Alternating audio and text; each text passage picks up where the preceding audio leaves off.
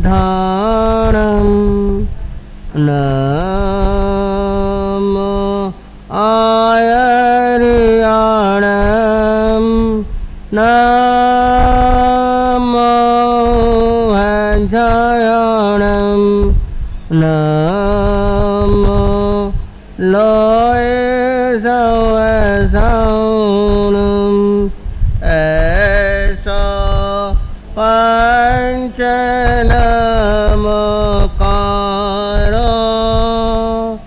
सर्वपावपणासनं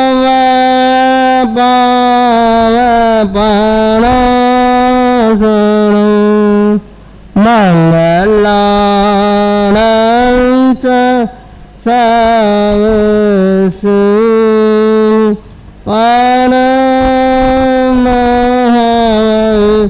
मंगलम परमहमंगलम।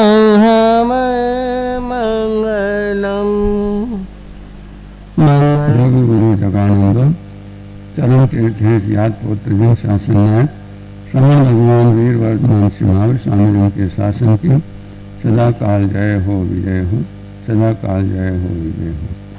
मेरे अनन्य प्यार अनंत अनंत आस्था के केंद्र ऐसे दीक्षादाता शिक्षादाता सेवा प्रदाता शुद्ध ज्ञान के प्रदाता सेवन जीवन के परम सोगी प्रत्यक्ष परोक्ष सबसे उपकारी सभी गुरु भगवंता का भावपूर्वक स्मरण करके उनके परम पावन चरण सरोवर में हृदय की अनंत अनंत आस्थाओं के साथ कोटि सावन नमस्कार करने के पश्चात पत्र व्याय परम सेवाभावी परम पुरुषार्थी उपकारी पूज्य गुरु श्री भगवान सुभागेश प्रवचन गज के श्री मुद्र व्याख्यान पर कुछ वर्तमान समूह कर तपो के श्री संजीवना सब सरल आदि सभी चारित्रात्मा के परम पावन चरण कमलों में हृदय की अनंत अनंत आस्थाओं के साथ कोटि सावन नमस्कार करने के पश्चात सभा सुहमा व सभा में स्थित है। सभा में सर्वश्रेष्ठ ऐसी सुधर्मा सभा में विराजित प्रिय धर्म प्रेमी श्रावक श्राविकाओं सुशील माताओं धर्म प्रेमी भाइयों हैं बहनों योगस्व उद्योगी करे धर्म छयियों लोक में जिन्होंने उद्योग किया धर्म रूपे तीर्थ की स्थापना की ऐसे चरण तीर्थ ज्ञात पुत्र जिन शासन नायक समय भगवान वीर वर्धमान सिंहावर स्वामी जी का आपके और हमारे ऊपर अनंत अनंत उपकार है। सब जग जीव रखन ठाए पावन भगवया सुकह्यो परमात्मा महावीर स्वामी ने जगत के सभी जीवों पर अनंत दया और करुणा की और ये आनंद और मंगल का मार्ग, ये कल्याण का मार्ग, ये सुख शांति और समाधि का मार्ग, ये हमारी आत्मा के लिए हित का मार्ग, ये प्रकाश का मार्ग, ये अंगार से अंगार बनने का मार्ग, ये टेंशन से अटेंशन में और शोक से अशोक में जानने का मार्ग, श्रवण से श्रवण बनने का मार्ग और ये तमसो मां ज्योतिर्गमय अंधकार से प्रकाश की तरफ जाने का मार्ग परमात्मा ने सुकह्य में अच्छी तरह कथित किया क्योंकि अपने आचरण से उपदेश दिया। जो आचरण से उपदेश दिया जाता है वही दीर्घ प्रभावी और दीर्घकालिक होता है और इसीलिए कहा भी गया है action speak louder than words. शब्दों से जो असर नहीं होता है वो क्या है हमारे आचरण से होता है। तो आप प्रतिदिन आचरण की महिमा सुन रहे हैं कि what I here I forget, मैं जो सुनता हूँ वो भूल जाता हूँ, what I C I remember, मैं जो देखता हूँ वो याद रखता हूँ, but what I do I understand, जो मैं करता हूँ उसको समझ जाता हूँ और जब हम समझ जाते हैं तभी क्या है हमारे ये कल्याण का मार्ग, ये प्रकाश का मार्ग जो है प्रशस्त होता है। तो बंधु आज का ये दिन, ये विशेष दिन, आज का दिन, ये विशेष दिन आप प्रतिदिन जो है हमारे तपो के श्री संजीव महाराज साहब से जो है परमात्मा महावीर स्वामी की स्तुति सुनते हैं और उसमें एक चरण आता है, जग में घोर अंधेरा छाया तूने दीपक ज्ञान जलाया। जग में घोर अंधेरा छाया तूने दीपक ज्ञान जलाया। तो मैं आपसे पूछना चाहूँगा कि आपका ये कामरेज जग में आता है कि जग से बाहर है? जग में आता है ना, जग से बाहर है, लोक के बाहर है। लोक के बाहर तो अंधेरा ही अंधेरा, वहाँ तो खाली एक ही द्रव्य है आकाश और कोई भी द्रव्य, जितने भी द्रव्य है 6 के 6 द्रव्य क्या है लोक में। तो आपका कामरेज भी कहाँ है? लोक में है, जग में है। तो फिर अंधकार कहाँ है ना? कहाँ अंधकार है? दिखाई देता है? रात में भी अंधकार नहीं। अब तो सरकार ने ऐसी व्यवस्था की कि 24/7 24 घंटे आप जब चाहो प्रकाश को प्राप्त कर लो, है ना। तो फिर जो भगवान के लिए ऐसा कहा गया कि जग में घोर अंधेरा छाया, तूने दीपक ज्ञान जलाया। तो ऐसा कौन सा अंधकार, और वो भी अंधकार कौन सा, घोर अंधकार, सादा अंधकार नहीं। और आज का दिन भी क्या है, अमावस, आज भी ये घोर अंधकार का दिन है। अब आप सोचिए कि अंधकार और दिन, अमावस का दिन और अंधकार का दिन, ये संभव है? दिन में तो उजाला होता है ना, फिर घोर अंधकार कहाँ से आया? तो बंधो, इसके लिए जो है ज्ञानी फरमाते हैं कि ये जो अंधकार है और ये जगत है, उसको हमें समझने की जरूरत है। ये बाहर का जग नहीं और ये बाहर का प्रकाश भी नहीं, न तो ये बाहर का जग है जिसमें ये जो है अंधकार छाया हुआ है, लेकिन ये हमारा अंतर जगत है। अंतर जगत है, जैसे आपको कई बार कहा गया कि पूज्य नीलमसा कमल जो एक एक शब्द की सुंदर व्याख्या फरमाते हैं, तो ये जग कौन सा है और ये घोर अंधकार कौन सा है। क्योंकि आज ये अमावस का दिन है, पूरे महीने में सबसे ज्यादा अंधकार अगर होता है तो अमावस के दिन होता है। तो आज जो है उसी बात पर हम जो है चिंतन मनन करेंगे कि ये जग क्या है और ये अंधकार क्या है। तो उसके लिए जो है पूज्य गुरुदेव के अनुसार जग के 2 अक्षर कहते हैं कि जो ज यानी जन्म करता है, जो ज यानी जन्म करता है और ग यानी गमन करता है। जो जन्म और गमन करता है, तो 6 द्रव्यों में से जन्म और गमन करने वाला केवल एक ही द्रव्य है। क्या है? जग में यानी जन्म और गमन करने वाले जो है, जितने भी जो है द्रव्य है, उनमें एक ही द्रव्य है जो जन्म करता है और गमन करता है, और वो है हमारी आत्मा, है ना। न तो धर्मास्तिकाय अनादि अनंत से है, अधर्मास्तिकाय अनादि अनंत काल से है ना। आकाशास्तिकाय काल जो है, उसी तरह जीवास्तिकाय और पुद्गलास्तिकाय। तो जीवास्तिकाय ही एक ऐसा द्रव्य है जो व्यवहार से, निश्चय से तो वो भी अनादि अनंत है, लेकिन व्यवहार से वो जन्म करता है और गमन करता है। तो इस जग में इस आत्मा रूपी जो जन्म और गमन करता है, उसमें अंधकार वो भी नहीं, वो घोर अंधकार। घोर अंधकार कौन सा है?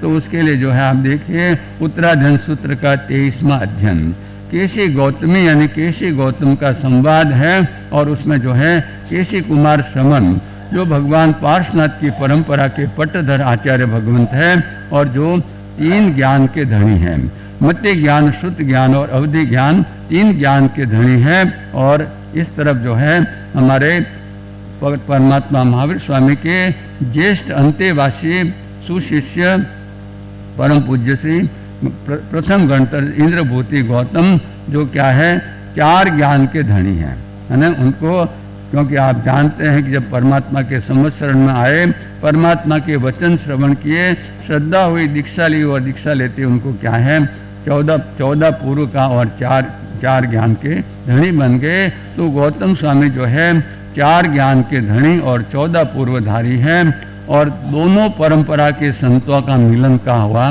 श्रावस्ती नगरी में। ये उत्तराधन सूत्र का 23वां अध्ययन है। उसमें जो है लोगों के मन में उहापोह होता है ना, कि भाई ये जो है भगवान पार्श्वनाथ की परंपरा के जो साधु हैं, वो तो क्या है रंगीन वस्त्र पहनते हैं, और जो है महंगे वस्त्र भी पहनते हैं, ज़्यादा बहु कीमत वाले वस्त्र भी पहनते हैं, और क्या है उनके तो 4 याम हैं, यानी 4 ही महाव्रत है, आदि अनेक जो विषमताएं थी। जबकि भगवान महावीर स्वामी के जो शिष्य हैं, उनके क्या है, या तो वो अचेलक यानी बिना वस्त्र के हैं, और अगर वस्त्रधारी भी हैं तो उनके क्या है श्वेत वस्त्र और अल्प मूल्य वाले, है ना, अल्प मूल्य, बहुमूल्य वाले और रंगीन वस्त्र नहीं, अल्प मूल्य वाले वस्त्र हैं। और उनके 5 महाव्रत हैं। उनके कितने हैं? 5 महाव्रत हैं। आदि कई विषमताओं को लेकर लोगों के मन में, न केवल लोगों के मन में, लेकिन शिष्यों के मन में भी, जो केशी कुमार श्रवण के शिष्य हैं, जो गौतम स्वामी के शिष्य हैं, सबके मन में उहापोह होता है, चिंतन होता है कि जब इनका लक्ष्य एक ही है, जब सबको जो है मोक्ष मार्ग को, निर्वाण को प्राप्त करना है, तो फिर ये अंतर क्यों, ये बाहर का अंतर क्यों? और उस अंतर को मिटाने के लिए और जिन शासन की प्रभावना करने के लिए दोनों महापुरुषों का क्या होता है, संवाद होता है, मिलना होता है। और लगभग 1213 प्रश्न पूछे जाते हैं, जिसमें अद्भुत विशेषता आप देखियो कि जो केसी कुमार श्रमण थे वे दीक्षा में बड़े थे, वे दीक्षा में बड़े थे, गौतम स्वामी दीक्षा में छोटे थे, लेकिन ज्ञान में गौतम स्वामी ज्ञान में बड़े थे, 4 ज्ञान के धनी थे और केसी श्रमण 3 ज्ञान के धनी थे। तो व्यवहार देखिए कितना सुंदर व्यवहार है कि गौतम स्वामी जो है वे चलकर अपने स्थान से जो है भगवान की आज्ञा लेकर वे जो है केसी कुमार श्रमण के आता है, यहाँ पधारते हैं और केसी कुमार श्रमण उनका स्वागत करता है और दोनों यथास्थान पर बैठकर फिर केसी कुमार श्रमण अपनी जिज्ञासा है, यानी अब उन्होंने गौतम स्वामी को गुरु स्थान पर बिठाया। और आज वार भी कौन सा है, गुरुवार है, गुरुवार है। तो गौतम स्वामी को गुरु स्थान पर बिठाया और स्वयं उनसे एक शिष्य बनकर तरह तरह के प्रश्न पूछते हैं। जैसे पहेलियाँ पूछते हैं ना, पहेलियाँ होती है, ऐसे पहेलियों में वो प्रश्न पूछते हैं और उन प्रश्नों का क्या है, गौतम स्वामी यथा योग्य जवाब देता है, जिनको सुनकर जो है केसी कुमार श्रमण को जो है उनकी जिज्ञासा है उनकी शांत हो जाती है और उनको बहुत प्रसन्नता होती है।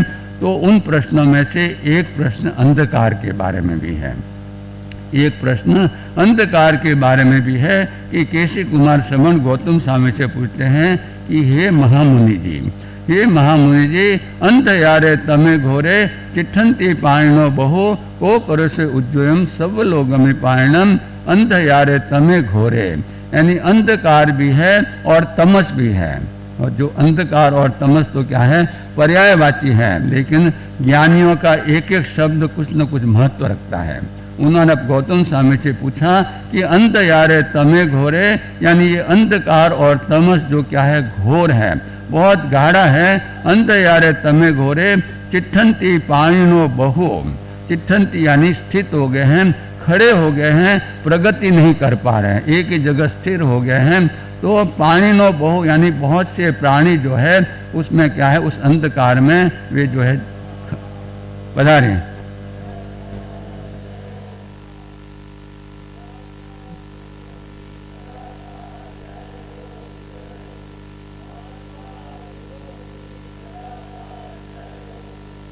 देश कमल कन्हैया धर्म सभागार में उपस्थित समस्त धर्म प्रेमी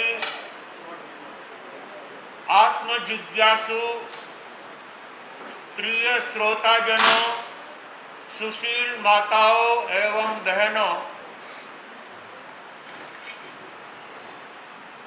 परम पावन परमात्मा का यह धर्म संदेश हमारी आत्मा को सद्गुणों से रंगने के लिए उपस्थित है।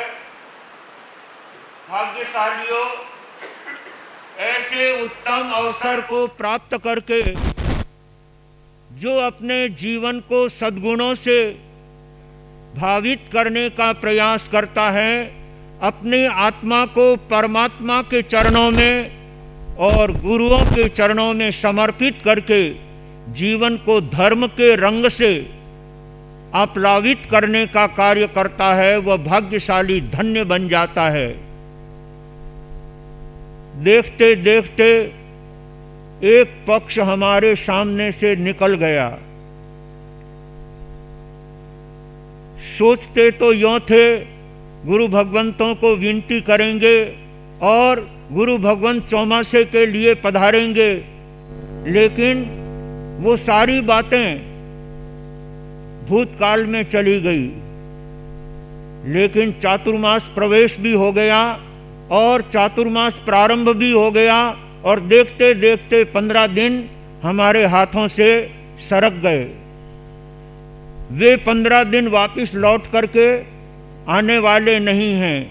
भले ही अगले महीने का सुदी पक्ष आ सकता है, वधी पक्ष आ सकता है, लेकिन ये जो 15 दिन बीत रहे हैं वो वापस लौट करके कभी नहीं आते हैं। ये बात परमात्मा ने सिद्धांत के आधार पर फरमाते हुए कहा है, जा जा वच्चई रयनी नस्सा पड़ी नियतई, जो जो रात्रियां और दिन बीत रहे हैं वे वापस लौट करके कभी नहीं आते हैं, लेकिन वो समय, वो दिन और रात उनके सफल होते हैं जो अपने जीवन में धर्म की आराधना कर लेता है। जिन भाग्यशाली आत्माओं ने तप त्याग की आराधना करके उन 15 दिनों को अपने हाथों में लेकर के बधाया, उनका जीवन धन्य बन गया, उनका जीवन धर्म से पावन बन गया, उनके जीवन में सद्गुणों की प्राप्ति हो गई।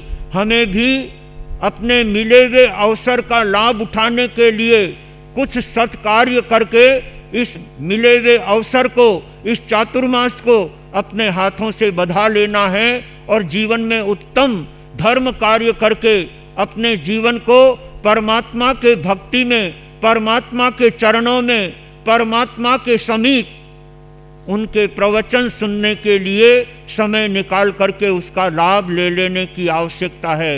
ये अवसर पुण्यवाणी से मिलता है। आज हरियाली अमावस का दिन है।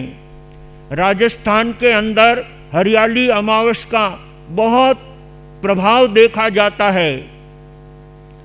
सचमुच इन 15 दिनों में बारिश के बरसने से, बारंबार बरसात के होने से सारी जमीन तर हो जाती है और उस जमीन पर हरियाली उग आती है।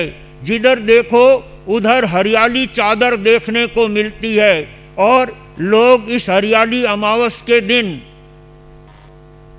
प्रकृति को देखने के लिए जाते हैं, उसका नैसर्गिक रूप देखने के लिए जाते हैं, जंगलों के अंदर, पहाड़ों पर जाकर के और हरियाली अमावस मनाते हैं। लेकिन भाग्यशाली आत्मा वो इस हरियाली अमावस के दिन परमात्मा की वाणी श्रवण करने के लिए गुरु चरणों में बैठ करके अपने जीवन को सद्गुणों से रंगने का प्रयास करते हैं। भला वो प्रकृति तो केवल इंद्रिय सुख देने वाली होती है, लेकिन ये धर्म के प्रत्येक कार्य हमारी आत्मा को शकुन देते हैं, हमारी आत्मा को आनंद और शांति प्रदान करने वाले होते हैं। जो अपने हाथों से धर्म का पाथे तैयार कर लेता है वह अपने जीवन को धन्य बना लेता है, अपने जीवन को पावन और पवित्र बना लेता है।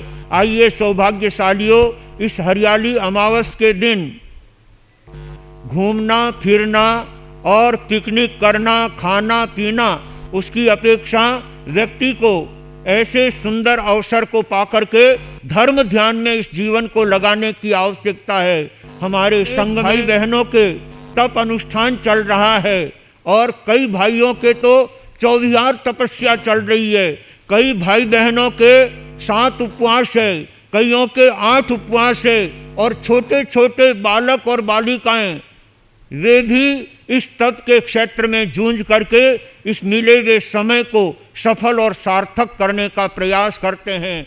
भाग्यशालियों, ऐसे उत्तम धर्म शासन को पाकर के, गुरुदेवों के सानिध्य को पाकर के अपने जीवन को धर्ममय बनाने की आवश्यकता है। कामरेज संघ ने और आसपास के संपूर्ण ग्राम्य संघों में धर्म की अनुपम लगन देखने को मिल रही है। विविध तप अनुष्ठान गुरु चरणों में लेकर के आसपास के श्री संघ पहुंच रहे हैं। उन सबको बहुत बहुत साधुवाद देता हूं और धन्यवाद देता हूं।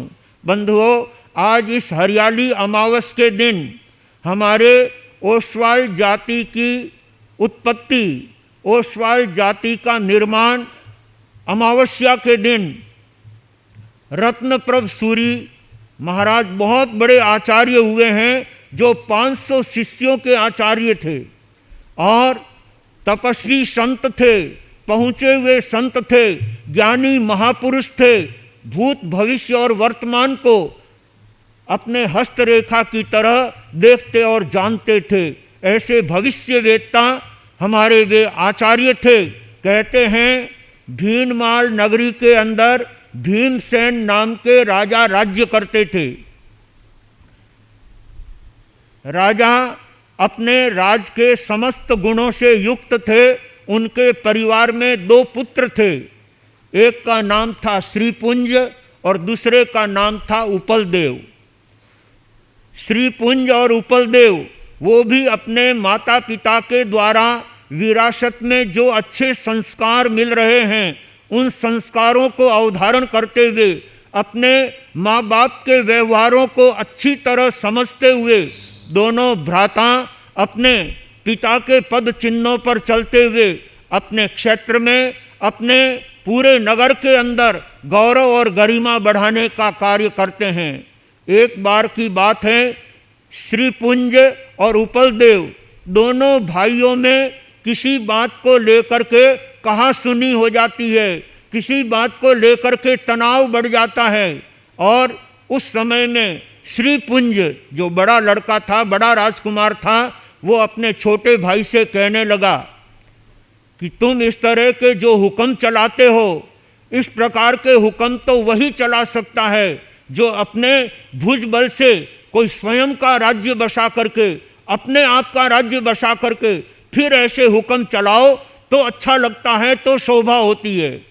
श्रीपुंज के वो शब्द उपलदेव के मगज में लग गए और उन्होंने विचार किया कि भाई मुझे इस प्रकार की बात कहता है तो मैं अपने हाथों से, अपने भुजबल से नया राज्य बसा करके और अपनी हुकूमत चलाऊंगा। ऐसा सोचकर उपलदेव राजकुमार अपने दो मित्रों के साथ, जिनका नाम था ऊहड़ और उद्धरण, उन दोनों मित्रों को लेकर के वहाँ से भीनमाल से निकल जाता है। भाई ने जैसा कहा है वैसा करके दिखाना है, अपने भुजबल से अन्य राज्य स्थापित करके, और भाई को बता देना है कि अपने भुजबल से राज्य बसाकर कैसे हुक्म चलाया जाता है। और सचमुच में बंधुओं, अपने भुजाबल से जो काम करता है वही समाज के अंदर और अपने देश के अंदर आदर और सत्कार पाने का कार्य करता है।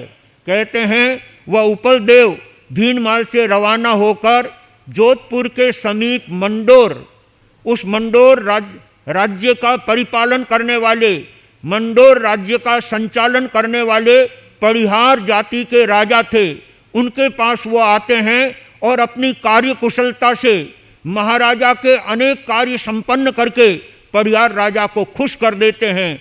उस पर से परिहार राजा ने उनके व्यवहार से, उनके कर्तव्यों से, उनकी सेवा भावनाओं से खुश होकर उन्होंने एक जगह अलग नगर बसाने के लिए उनको दे दी। जब कोई अच्छा कार्य करता है तो राजा महाराजा खुश होकर के जागीर देते ही हैं। उस उपलदेव को भी उन्होंने एक बहुत लंबी चौड़ी जगह उनको दे दी कि यहाँ तुम अपना नगर बसा करके और अपनी व्यवस्था स्वयं करो। ऐसा कहने पर उपलदेव वहाँ जाकर के अपना एक छोटा सा नगर बसाता है, जिसका नाम उन्होंने रखा उपकेश। उपकेश नाम रखा और उस उपकेश नगर को उन्होंने धीरे धीरे आसपास के लोगों को, आसपास के छोटे छोटे जागीरदारों को अपने कब्जे में करते करते बहुत लंबा चौड़ा अपना राज्य बढ़ा दिया।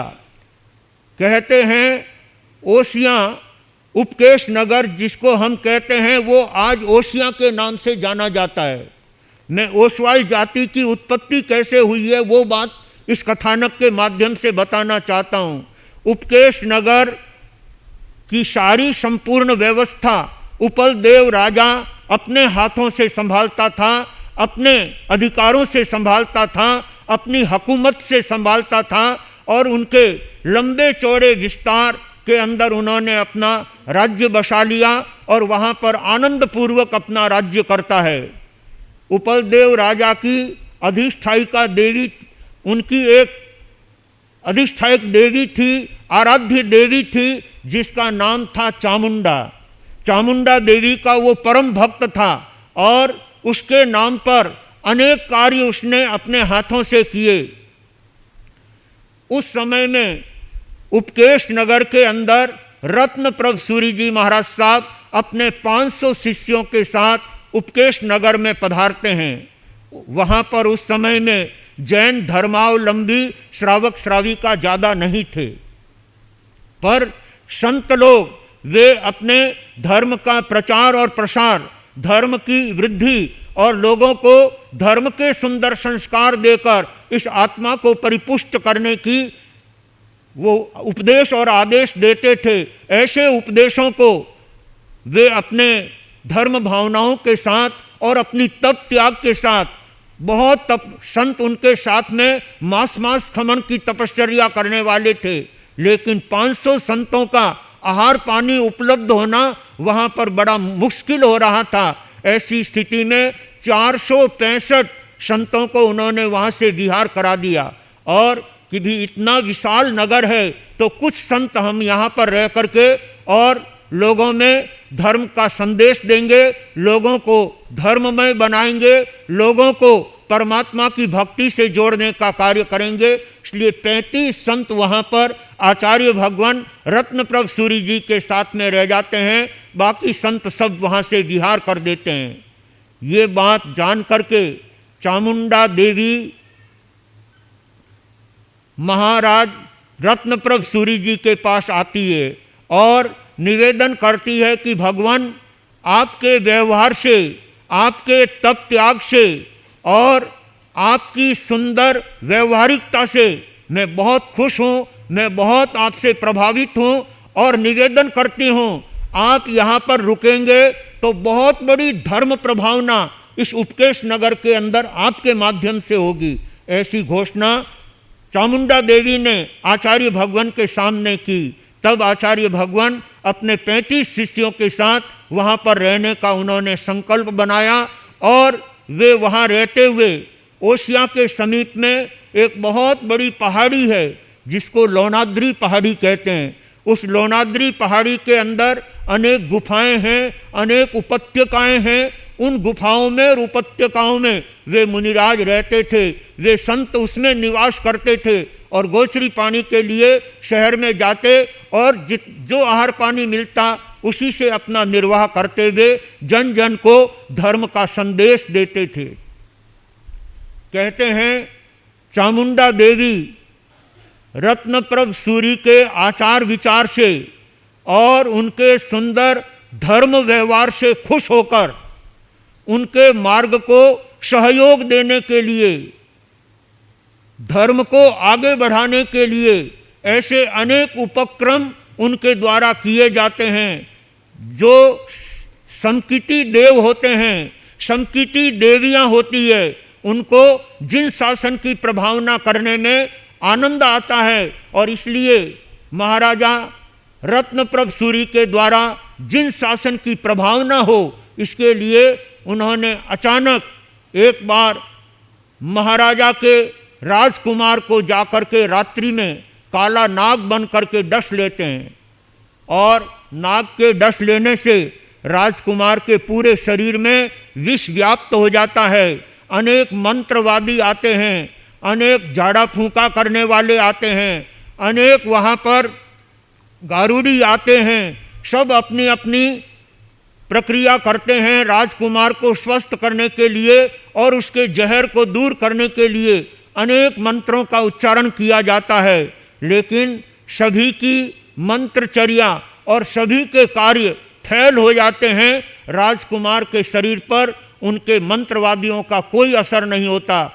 अच्छे अच्छे गारुड़ी वे भी थक जाते हैं। गारुड़ी वे होते हैं जो सर्पों को भी अपने शरीर पर धारण करते हैं और उनके विष को अपने मुंह से चूस करके निकाल देते हैं, लेकिन वो गारुड़ी भी राजकुमार को विष मुक्त नहीं कर सके।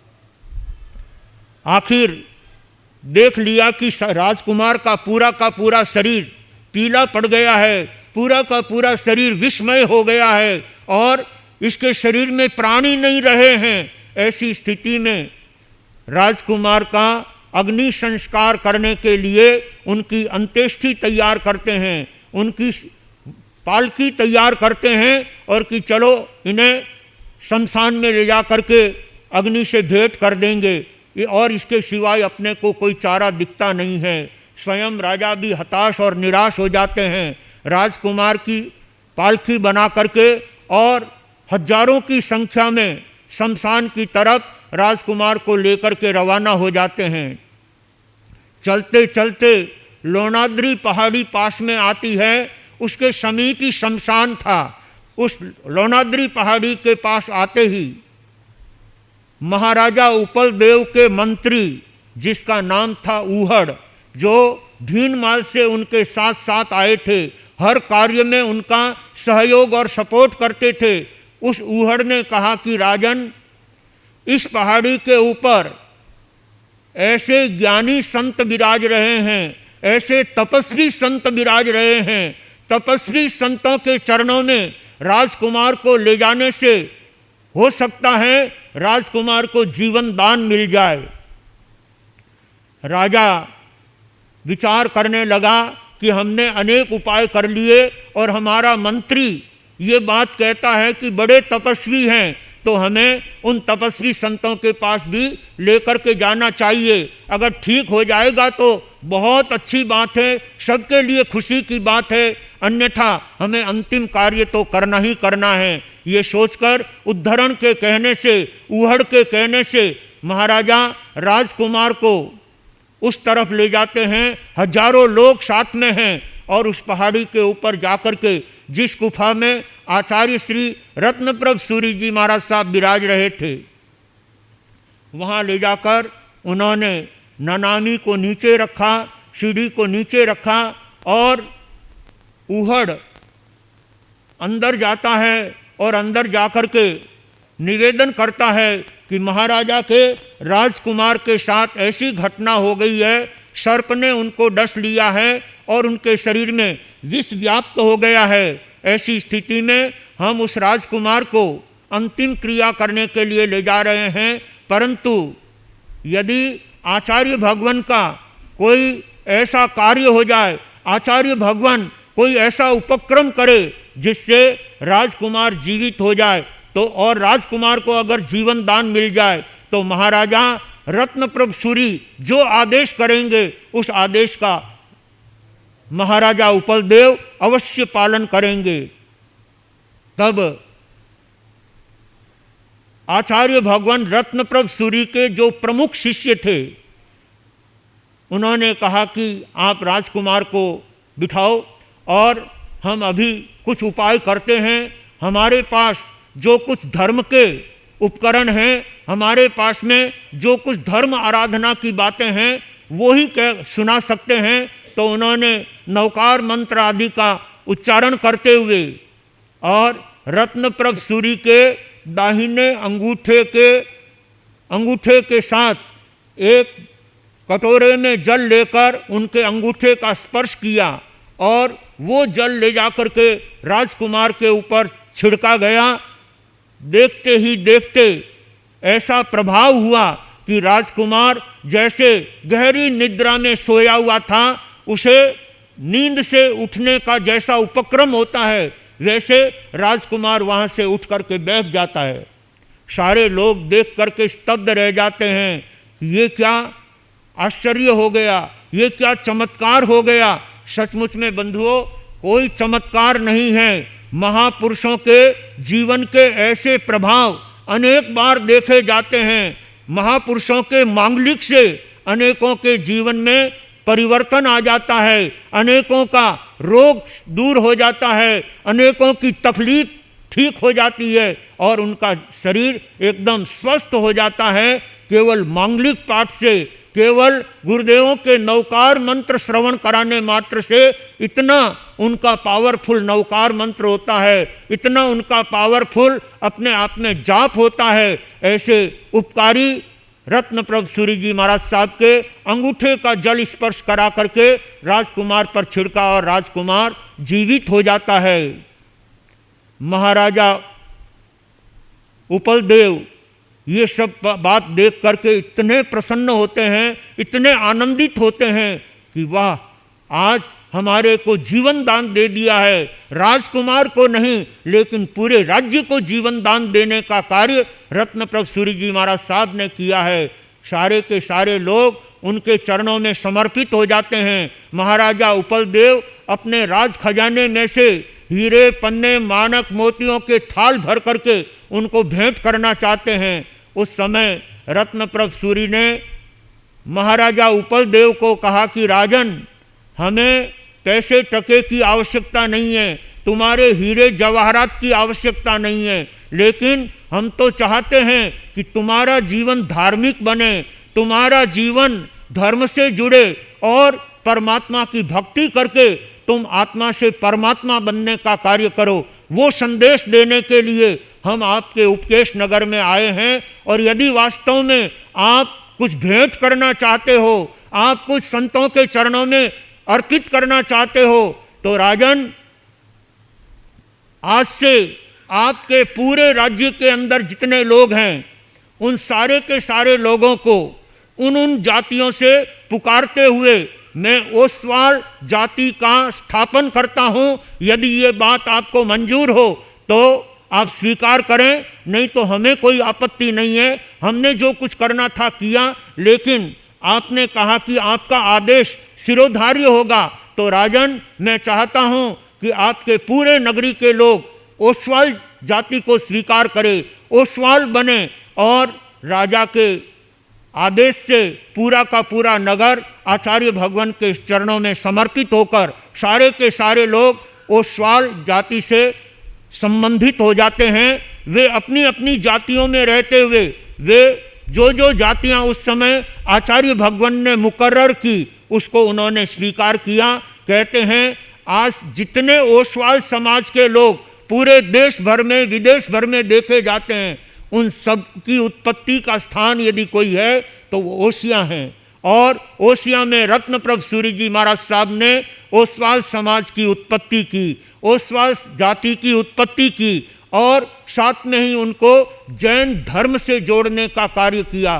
कहते हैं 3.5 लाख लोगों ने आचार्य भगवान के आदेश से, आचार्य भगवान के कहने से 3.5 लाख लोग जैन धर्म को स्वीकार करते हैं और वे सब ओसवाल जाति के अंदर समर्पित हो जाते हैं। ऐसा हमारा इतिहास कहता है।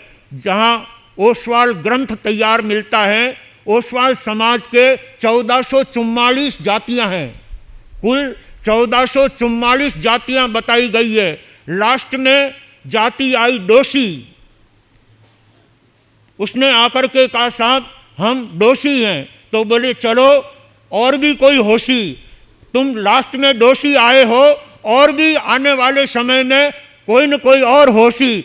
ऐसा कहते हुए 1444 जातियों का वहाँ से संकलन हुआ और ओसवाल समाज की इस प्रकार से आचार्य रत्नप्रभ सूरी जी के द्वारा उत्पत्ति हुई। और हमारा आज सकल जैन समाज जो ओसवाल जाति से जाना जाता है, ओसवाल जो कहलाते हैं, उन सब की उत्पत्ति का स्थान एकमात्र ओसिया हैं। चाहे वो गुजरात में रहते हैं, चाहे वो मारवाड़ में रहते हैं, चाहे वो महाराष्ट्र में रहते हैं, चाहे वो कच्छ में रहते हैं, किसी भी देश प्रदेश में रहते हैं, सारे ओसवाल ओसिया से उठे हुए माने जाते हैं। ऐसे ओसवाल समाज की उत्पत्ति आज हरियाली अमावस के दिन उनकी स्थापना हुई है आचार्य रत्नप्रभ सूरी जी महाराज साहब के द्वारा।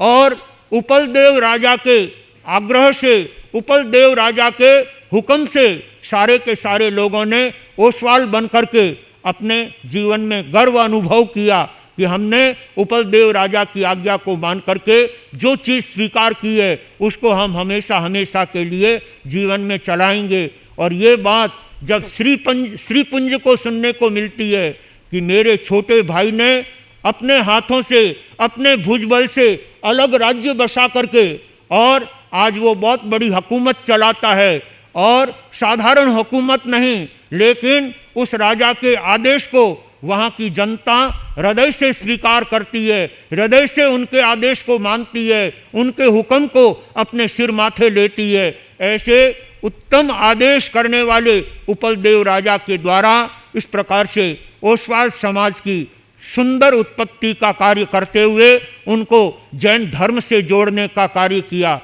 सौभाग्यशालियों, आज यह ओसवाल उत्पत्ति का दिवस हम सबके लिए गौरवमय दिन है, हम सबके लिए आनंद मनाने का दिन है। आज के दिन व्यक्ति को अपने जाति विशेष के प्रति अपने आप में सद्भाव और उनके प्रति उत्तम भाव लेकर के हमारे प्रत्येक जाति भाई के प्रति, प्रत्येक स्वधर्मी बंधु के प्रति अपनी सुंदर भावनाओं का परिचय देते हुए अपने आप को धर्ममय बनाने का प्रयास करेंगे, अपने जीवन को आगे बढ़ाएंगे, तो सचमुच में हमारा ये मनुष्य जीवन पाना और ये उत्तम सद्गुरुओं का समागम पाना और उत्तम धर्म और परमात्मा को पाना हमारे लिए सार्थक होगा। सचमुच ऐसे उपकार के कार्य करने वाले रत्न प्रभ सूरी जी महाराज साहब का ओसवाल जाति के ऊपर अनन्य उपकार है और साथ ही हमारे पूरे जैन समाज को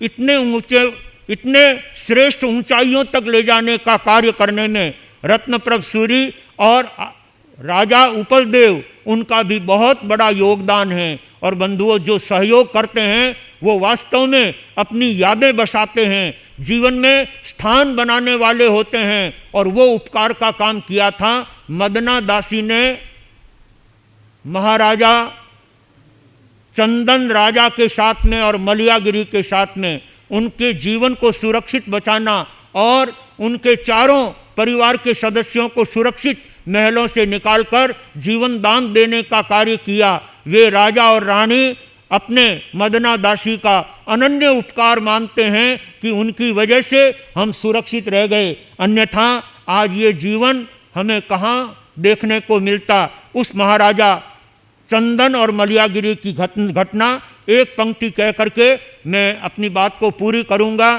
क्योंकि चरित्र को एक एक थोड़ा क्रमशः आगे बढ़ाने की आवश्यकता है। युग युग से भारत में यह अमर कहानी, धन्य चंदन राजा और मलियागिरी रानी, धन्य चंदन राजा और मलियागिरी रानी। है सजा हुआ बाजार मनोहर प्यारा, कई सेठ करे व्यापार प्रेम से सारा, देखे रानी पर निकले नहीं कुछ वाणी, धन्य चंदन राजा और मलियागिरी रानी, धन्य चंदन राजा और मलियागिरी रानी। महारानी मलियागिरी अपने पतिदेव चंदन राजा के साथ और अपने दोनों पुत्र शायर और नीर के साथ चलते चलते कनकपुर नगरी के बाहर बगीचे में आकर के रुकते हैं। और वहाँ आने के बाद सूर्योदय होते ही महारानी मलियागिरी महाराजा को निवेदन करती है, मैं इस बाजार में जाती हूँ, बहुत अच्छा नगर दिखाई देता है और बहुत अच्छा क्षेत्र दिखाई देता है, मैं इस शहर के बाजार में जाकर के कहीं न कहीं से कुछ सामग्री प्राप्त करके और अपने बच्चों को ला करके हम भोजन खिलाएंगे। ऐसा कहते हुए महारानी कनकपुर नगरी के बाजार में जाती है और बाजार बहुत अच्छा सजा हुआ था, सारा बाजार खुला था। सेठ साहूकार अपने अपने प्रतिष्ठानों पर बैठे हुए हैं, कोई पगड़ी बांधे हुए हैं, कोई टोपी लगाए हुए हैं, कोई कुछ पहने हुए हैं और सब अपने अपने प्रतिष्ठान पर आनंद पूर्वक बैठे हुए हैं। उस समय महारानी मलियागिरी उस बाजार के अंदर 2-4 आंटे लगाती है, 2-4 राउंड लगाती है, लेकिन उसके मन में ये भाव नहीं होते हैं कि मैं किसी के साथ सामने अपना हाथ फैलाऊं और किसी से मांगूं।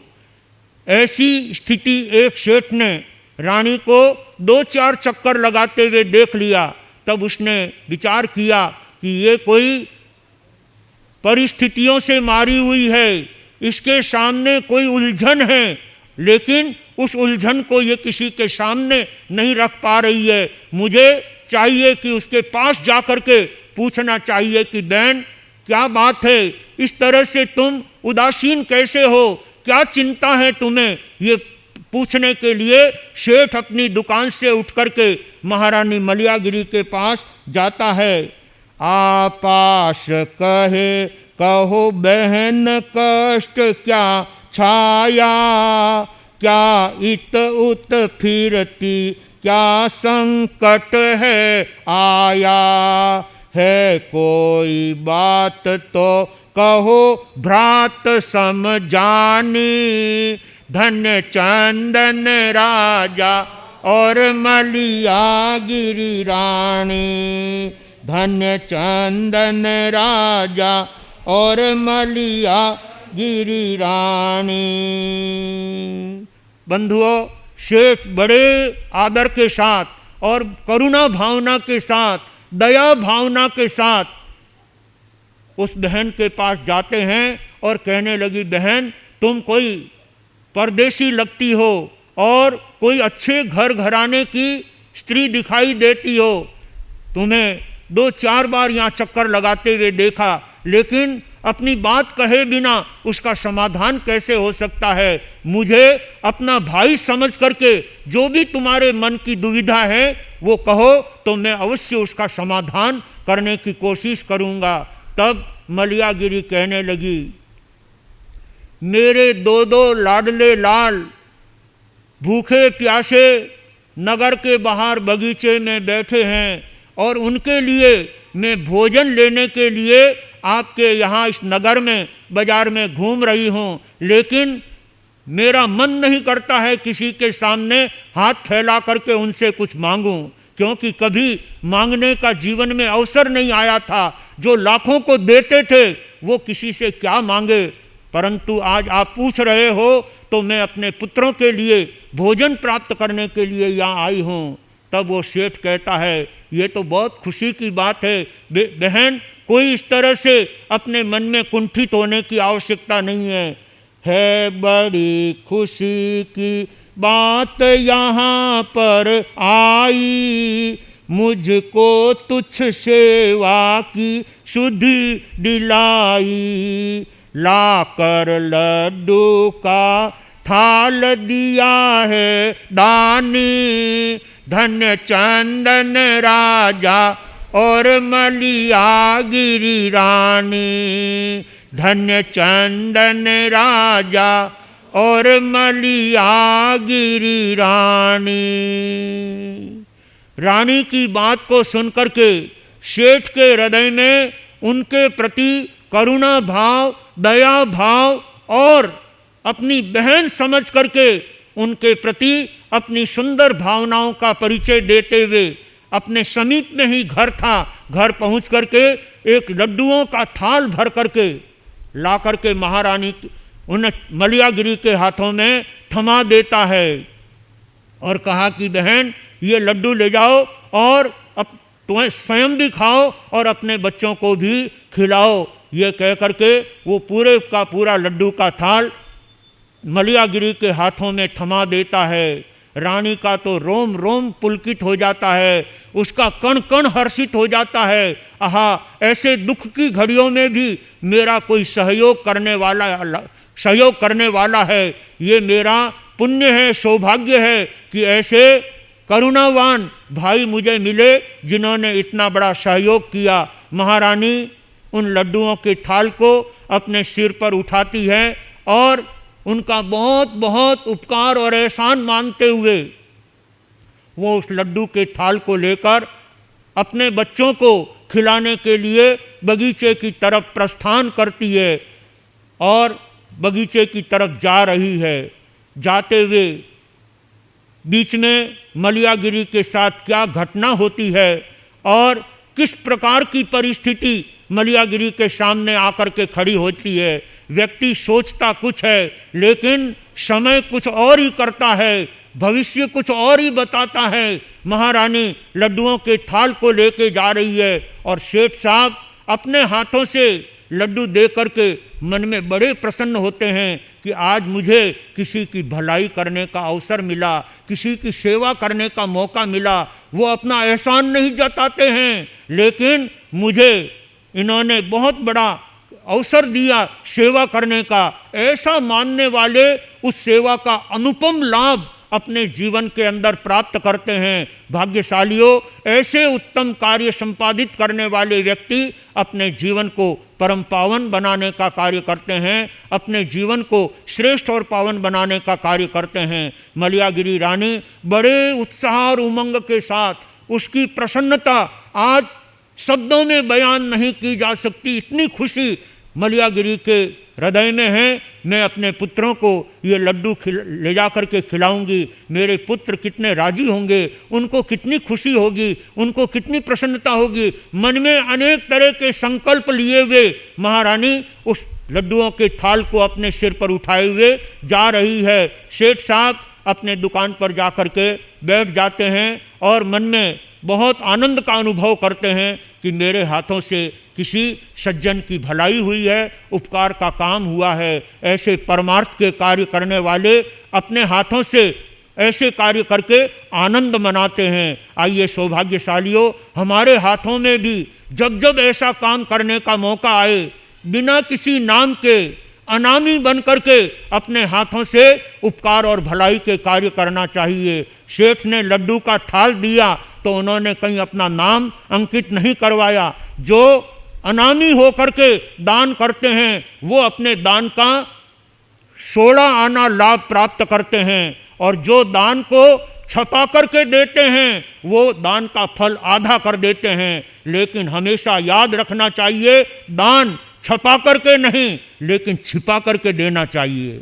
इस हाथ को भी पता न लगे, वो दान हमें 16 आना लाभ देता है, पूरे जीवन में आनंद देने का कार्य करता है। इसलिए जब जब भी दान देने का अवसर आए, हमें उस दान को छिपा करके देने की आवश्यकता है। और जो ऐसे कार्य करता है वो अपने जीवन को, वो अपनी आत्मा को परम पावन बनाने का कार्य करता है, जीवन को अनुपम शांति और आनंद देने का कार्य करता है। आइए सौभाग्यशालियों, मलयागिरी अपने लड्डुओं के थाल को लेके जा रही है। आगे क्या घटना घटित होगी वो तो चरित्र को आगे सुनने से पता चलेगा। दोनों अपने अपने स्थान पर चल रहे हैं। रानी अपने बगीचे में जाने के लिए रवाना हो गई है और सेठ साहब अपने दुकान पर चले गए हैं। आगे क्या घटना घटित होगी ये हम मलयागिरी चरित्र के द्वारा, चंदन राजा के चरित्र के द्वारा श्रवण करेंगे। सौभाग्यशालियों, अपने यहाँ पर तप त्याग की सुंदर आराधना चल रही है। अनेक भाई बहनों में तप अनुष्ठान चल रहा है और कल हमारे आचार्य भगवान पट्टधर आचार्य आनंद ऋषि जी महाराज साहब की जन्म जयंती के उपलक्ष्य में यहाँ पर आइंबिल तप की व्यवस्था रखी है। सौभाग्यशालियों, अपने गुरुओं के प्रति, अपने आचार्य भगवंत के प्रति श्रद्धा और भक्ति का परिचय देते हुए कल के दिन बहुत बड़ी संख्या में आइंबिल तप की आराधना करके आचार्य भगवान के चरणों में अपनी भक्ति की भेंट चढ़ाने का लक्ष्य लेकर के चलोगे। लगभग अच्छे नाम आए हुए हैं, कहते हैं करीब 180 नाम भाई बहनों के अब तक आइंबिल में 200 नाम आ चुके हैं। क्या बात है। ऐसे लगभग 200 भाई बहन कामरेज चातुर्मास में आचार्य भगवान के प्रति आइंबिल करके गुरु चरणों में अपनी तप की भेंट चढ़ाएंगे। बहुत बहुत धन्यवाद। और इसी के साथ किसी के 5, किसी के 6, किसी के 7 और किसी के और आगे की तपश्चर्याएं चल रही है। और कई भाग्यशाली 24 तप कर रहे हैं, 4 उपवास 24 के, और अठपौरिया पोषा के साथ में वो अपनी धर्म आराधना कर रहे हैं। हमें भी उन्हें देख करके तप मार्ग में और धर्म ध्यान में आगे बढ़ने की आवश्यकता है। एक पक्ष तो निकल गया, अब 7 पक्ष हमारे हाथों में रहे थे। 8 पक्ष थे, उसमें से एक पक्ष हमारे हाथों से जाता रहा। अब इन 7 पक्षों को सार्थक करने के लिए प्रत्येक भाग्यशाली को अभी से अपना संकल्प कर लेना है। हमें अगले पक्ष में क्या क्या धर्म आराधना करना है, क्या क्या तप आराधना करना है, क्या क्या धार्मिक अनुष्ठान करना है, वो सारे अनुष्ठान करने के लिए अभी से संकल्पबद्ध बन करके अपने जीवन को आगे बढ़ाएंगे। महापुरुषों के जन्मदिन, महापुरुषों के पुण्य दिन हमारे सामने आ रहे हैं और उस उपलक्ष्य में आप सबको प्रेरणा दी हुई है। संघ समय समय पर आसपास के संघों में पहुंच करके अपनी प्रचार की भावना, धर्म दलाली की भावना बराबर जो है कर रहे हैं। और सचमुच में बंधुओं, धर्म की दलाली रत्नों की दलाली है, तप की दलाली रत्नों की दलाली है, और संसार की दलाली कोयलों की दलाली कही जाती है। इसलिए ये अवसर आ गया है रत्नों की दलाली करने का, और ऐसी उत्तम धर्म दलाली करके प्रत्येक भाग्यशाली को अपने जीवन को सार्थक और सफल करने का कार्य करना है। इन्हीं भावों के साथ मैं अपने शब्दों को विराम देता हूँ। कल आचार्य भगवान श्रद्धेय आनंद ऋषि जी महाराज साहब के जीवन संबंधी प्रतियोगिता रखती है, उनके लिए उन्होंने परिपत्र दिया है और आचार्य भगवान का संपूर्ण जीवन का परिचय उसमें दिया हुआ है। जो भी उस प्रतियोगिता में सम्मिलित होना चाहते हैं कल अवश्य, कल रविवार के दिन, रविवार को 27 तारीख रविवार को आचार्य भगवान के प्रतियोगिता का कार्यक्रम दोपहर को 3 बजे से 4 बजे 1 घंटे का समय दिया जाएगा। उसमें आप प्रतियोगी बन करके आचार्य भगवान के जीवन घटनाओं को वहाँ पर भर करके उस पेपर को आप दे सकते हैं। पहले वो पेपर आप देख लेंगे, आचार्य भगवान के जीवन की गतिविधियों को, उनके पूरे जीवन संबंधी घटनाओं को समझ लेंगे, और जो भी उस प्रतियोगिता में सम्मिलित होना चाहे वो भाग्यशाली रविवार के दिन प्रतियोगिता दे करके आचार्य भगवान के प्रति अपनी श्रद्धा और भक्ति का परिचय देने का ध्यान रखे। इन्हीं भावों के साथ अपने शब्दों को यहीं पर विराम देता हूँ। और प्रथम मंगल पाठ। चत्तारि मंगलम अर्यंता मंगलम सिद्धा मंगलम साहु मंगलम केवली पन्नतो धमो मंगलम। चत्तारि लोगुत्तमा अर्यंता लोगुत्तमा सिद्धा लोगुत्तमा साहु लोगुत्तमा केवली पन्नतो धमो लोगुत्तमो। चत्तारि शरणम पविज्झामि अर्यन्ते शरणम पविज्झामि सिद्धे शरणम पविज्झामि साहु शरणम पविज्झामि केवली पन्नतम धम्मम शरणम पविज्झामि। 4 मंगल 4 उत्तम 4 शरणा औरन दूजा कोई जो भव्य प्राणी आदरे अक्षय अमर पद।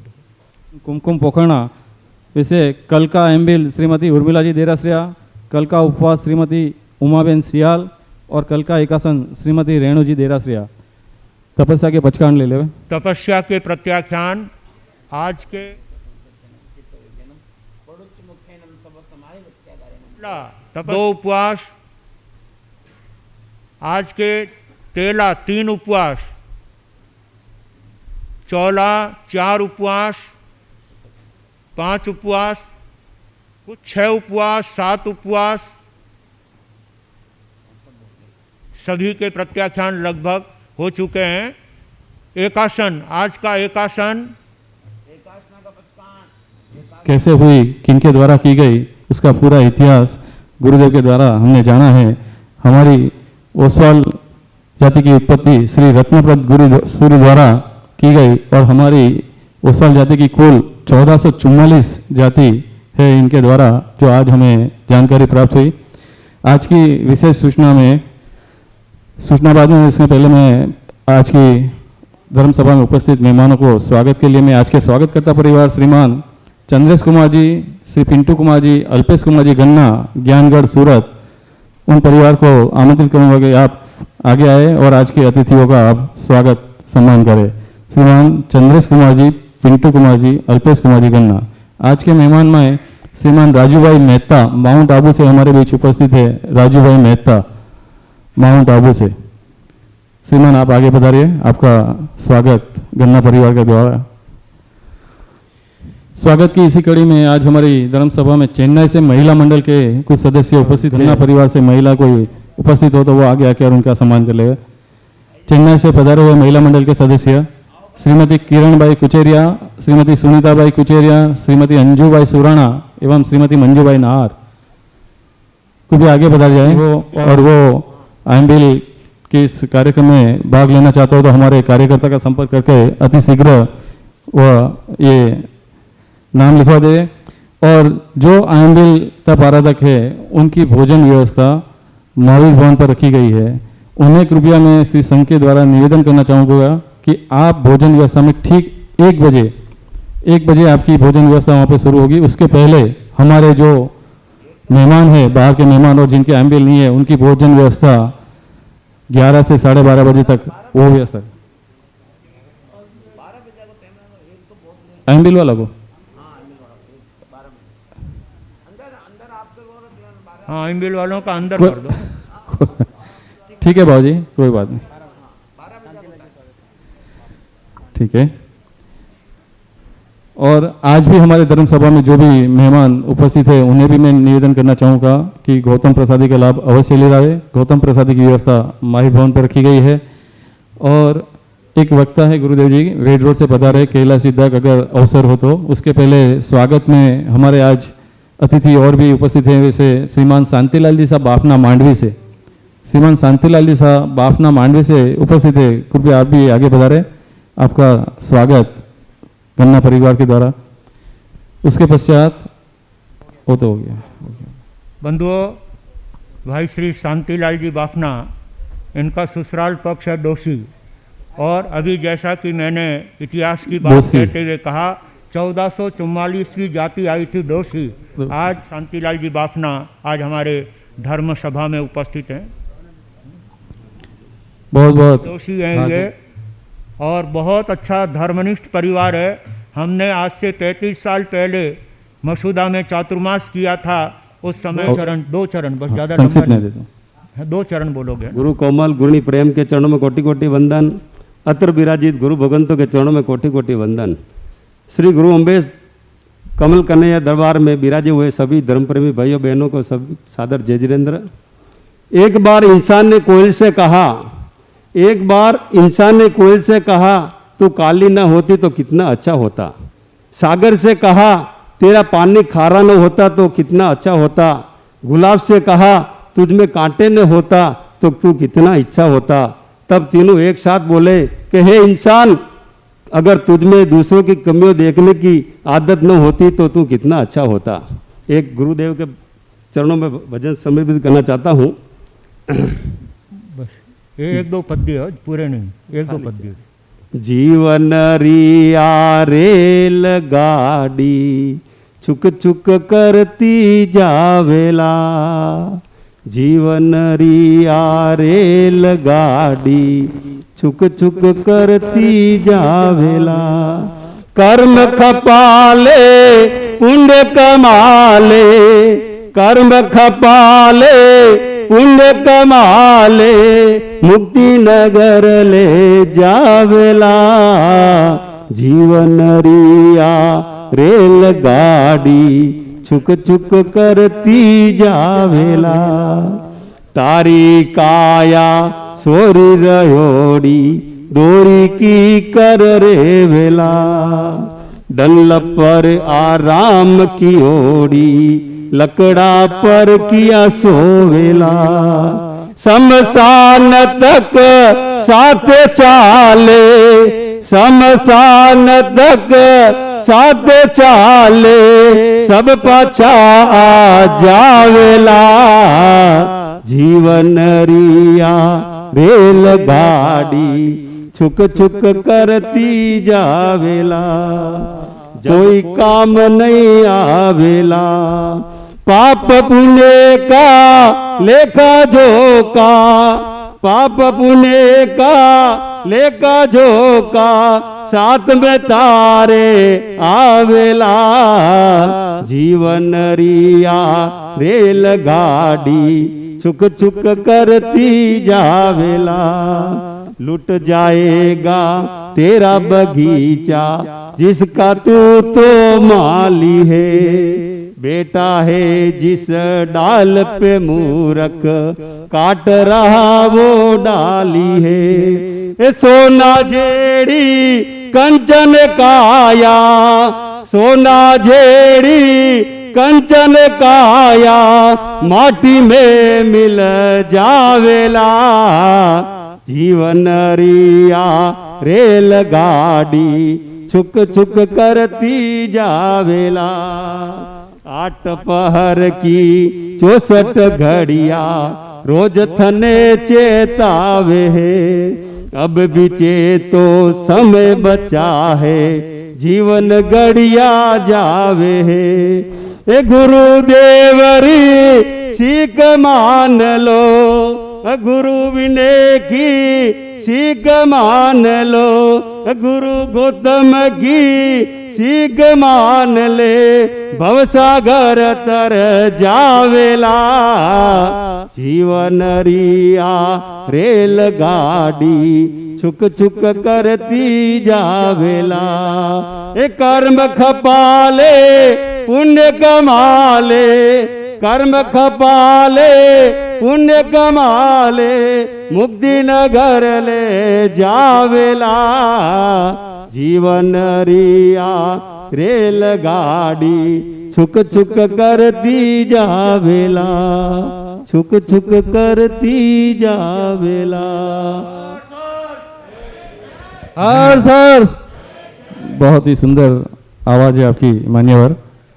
आगे गुरु आरती। कण तुम पर वर्षे हैं, नित नित वीक्षित नव कुसुमों का पराग तुम पर वर्षे है। चंदो मुलक मुलक मुलकांत सूरज कण कण में दमकांत। आरती उतारे भक्ति दीप दरे, पाकर तुमको धन्य धरा जिन शासन गौरवशाली है। कदम कदम पर नव वसंत है, कदम कदम दिवाली है। पाकर दर्शन सब हर शांत, जय जय त्रिभुवन पूजित शांत। आरती उतारे भक्ति दीप धरे, जनक किशोरी के सुत पर या त्रिभुवन आज न्योछावर है। आरती उतारे भक्ति दीप दरे, फतेह नगर की पुण्य धरा पर पावन धाम महान है। स्वर्ग सिधारे जन्म जन्म के द्वंद्व, आरती उतारे भक्ति दीप धरे। कीर्ति कंगना धारण करती, दसों दिशाएं हर्षित है। भक्त भ्रमर गुण कीर्तन विरचित, यस चरणों में मुंदानंद। जय जय अक्षय आनंद कंद। आरती उतारे भक्ति दीप धरे, आरती उतारे भक्ति दीप धरे। आरती उतारे भक्ति दीप धरे। जय हो। नाम तुम्हारा कमल कन्हैया अमर रहे, इस लोक में परलोक में, इस लोक में परलोक में। जिन शासन के उपाध्याय तुम चले कहाँ, हमें छोड़ के, हमें छोड़ के। ओ जमुना के लाला दीन दयाला, शरण पड़ेगा तूने हर दुख टाला। नाम तुम्हारा कमल कन्हैया अमर रहे, इस लोक में परलोक में, इस लोक में परलोक में। नमो उवजायाणम पद के धारी तुम, आगम के अनुयायी समता योगी तुम। सहनशीलता तुमने जग को दिखलाई, कष्ट हरे दुखियों के करुणा उड़ाई। ओ करुणा के सागर भरो मेरा गागर, जग का अंधेरा मिटो कर दो उजाला। नाम तुम्हारा कमल कन्हैया अमर रहे इस लोक में परलोक में। इस शरणागत ने आकर यहाँ शरण पाई, ज्ञान ध्यान शिक्षा की बातें सिखलाई। ओ गोविंद के लाला परहित वाला, दीन दुखी का तू ही रखवाला। नाम तुम्हारा कमल कन्हैया अमर रहे इस लोक में परलोक में। इस लोक में परलोक में। विनय मुनि सा नहीं देखा सेवा भावी, तन मन अर्पण किया गुरु भक्ति माही। गुरु कमल आशीष दी गौतम ताई, संजय फूल सागर गुरु कृपा पाई। ओ शासन सितारा तू है प्राण प्यारा, अक्षय पुकारे झेलो वंदन हमारा। श्री महाश्रमण जी महाराज साहब की, जिन शासन गौरव गणाधीश प्रवर पूज्य श्री उमेश मुनि जी महाराज साहब की, श्रमण संघीय प्रथम युवाचार्य पूज्य श्री मधुकर मुनि जी महाराज साहब की, वर्तमान युवाचार्य पूज्य श्री महेंद्र ऋषि जी महाराज साहब की, कर्नाटक गज के श्री घोर तपस्वी पूज्य श्री गणेशी लाल जी महाराज साहब की, जैन दिवाकर पूज्य श्री चौथमल जी महाराज साहब की, श्रमण सूर्य मरुधर के श्री पूज्य श्री मिश्रीमल जी महाराज साहब की, मेवाड़ संघ शिरोमणि पूज्य प्रवर्तक गुरुदेव श्री अम्बालाल जी महाराज साहब की, राजस्थान के श्री उपाध्याय प्रवर पूज्य श्री पुष्कर मुनि जी महाराज साहब की, उपाध्याय प्रवर आगमन योग प्रवर्तक पूज्य गुरुदेव श्री कन्हैया लाल जी महाराज साहब की, अहिंसा दिवाकर मेवाड़ मुकुटमणि पूज्य गुरुदेव श्री हस्तीमल जी महाराज साहब की, अहिंसा दिवाकर शेरे राजस्थान लोकमान्य वरिष्ठ प्रवर्तक पूज्य श्री रूपचंद जी महाराज साहब की, श्रमण संघीय महामंत्री मेवाड़ गौरव पूज्य गुरुदेव श्री सौभाग्य मुनि जी महाराज साहब की, मेवाड़ प्रवर्तक भोले बाबा पूज्य गुरुदेव श्री मदन मुनि जी महाराज साहब की, महाराष्ट्र प्रवर्तक पूज्य श्री कुंदन ऋषि जी महाराज साहब की, मारवाड़ प्रवर्तक पूज्य श्री सुकन मुनि जी महाराज साहब की, उप प्रवर्तक आगम प्रभावक कमलकुल दिवाकर पूज्य श्री विनय मुनि जी महाराज साहब की जय हो। प्रवचन गज के श्री उप प्रवर्तक परम पूज्य गुरुदेव श्री गौतम मुनि जी महाराज साहब की, मेवाड़ भास्कर परम पूज्य श्री कोमल मुनि जी महाराज साहब की, तपो केसरी श्री संजय मुनि जी महाराज साहब की, तत्वचिंतक श्री सागर मुनि जी महाराज साहब की, नव दीक्षित श्री चैतन्य मुनि जी महाराज साहब की, राजस्थान श्रेणी गुरुनी मैया श्री प्रेमवती जी महाराज साहब की, सभी साधु संतों की, आज के आनंद की